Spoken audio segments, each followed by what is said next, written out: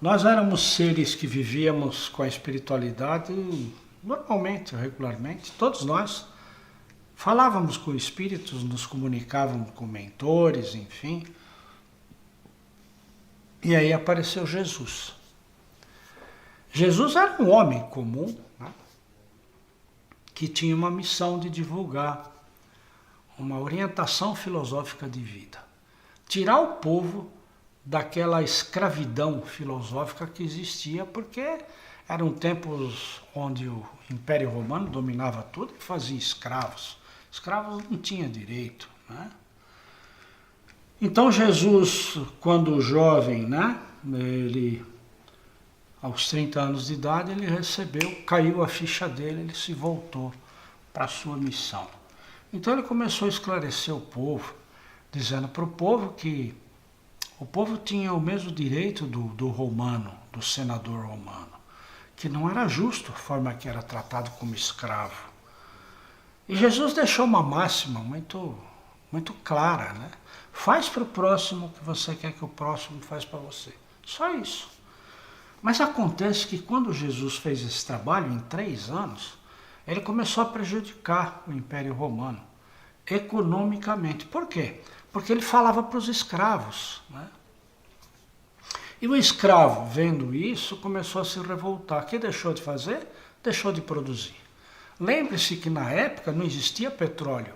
O dinheiro era o grão, principalmente o trigo, né? Então eles começaram a deixar de plantar, né? Começaram a fazer corpo mole. E isso mexeu, em 3 anos, mexeu com a economia do Império Romano. Atentos e desesperados, os imperadores, os maiorais romanos, simplesmente resolveram matar o Cristo, né, que já era o Cristo, e não só Jesus, né, e para ver se acabava com o problema, né. Piorou, porque o tiro saiu pela culatra. Começou a ter muito mais adesão de cristãos, porque ele virou um mártir, um mito, né. E aí a coisa começou a tomar volume que o Império Romano não controlava mais. Então resolveu estabelecer na lei matar todo cristão. Então aí aquelas festas romanas, aqueles circos romanos que matavam os cristãos, etc., isso era de monte, né? Mas era só descobrir que alguém era cristão, simplesmente matava.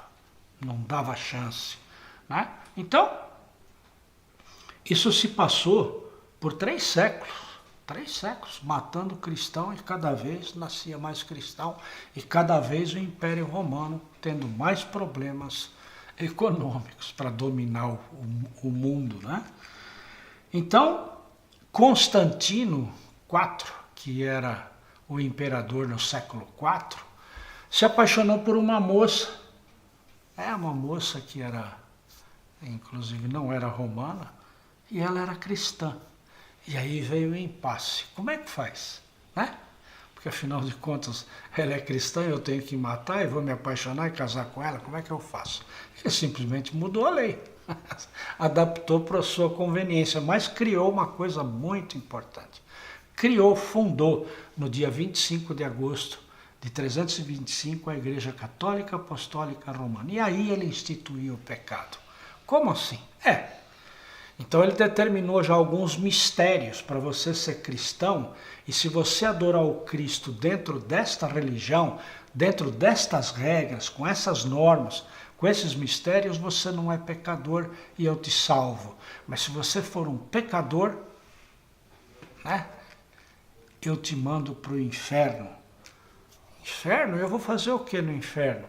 Aí está a grande sacada de Constantino. Ele inventou a morte da alma.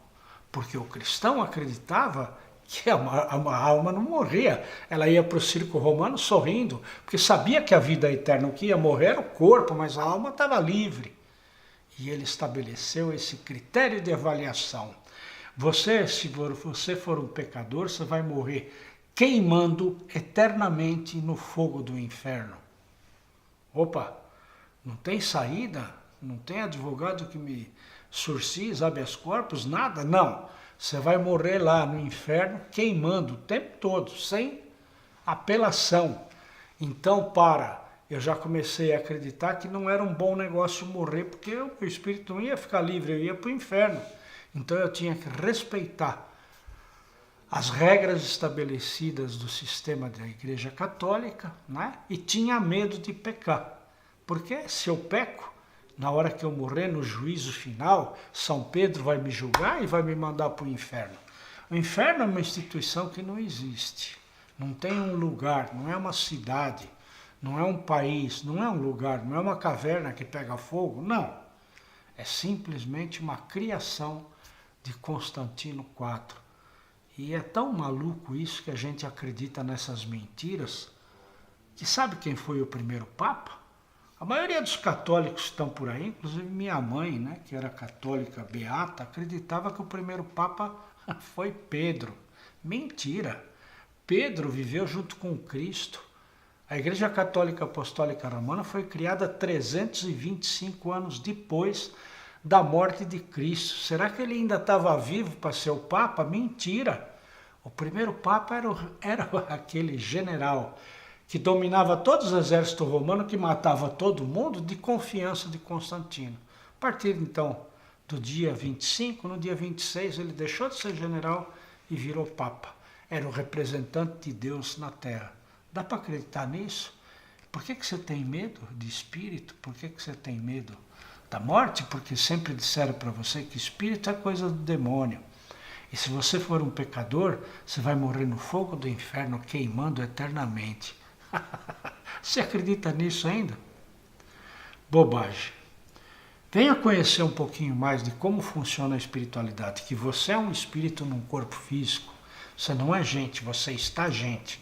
Você é um espírito eterno, lúcido, divino. Você é luz, porque você consegue amar. Entra no nosso site, conheça nossos cursos. Vem conhecer o que é um espírito fora da religião.